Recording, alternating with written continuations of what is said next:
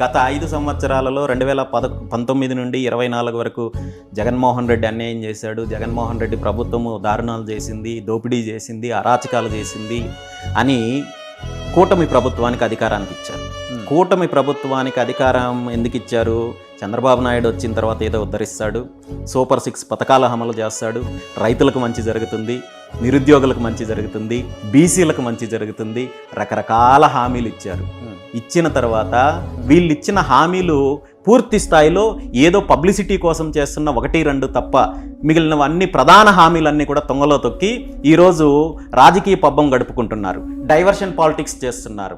పూర్తి స్థాయిలో అవినీతి జరుగుతోంది. గత సంవత్సరం రోజుల్లో రాష్ట్రంలో గత జగన్మోహన్ రెడ్డి ప్రభుత్వంలో ఏదైతే అవినీతి జరిగిందో అది కొనసాగుతోంది తప్ప ఎక్కడ తగ్గింది లేదు, ఎక్కడ మార్పు వచ్చింది లేదు.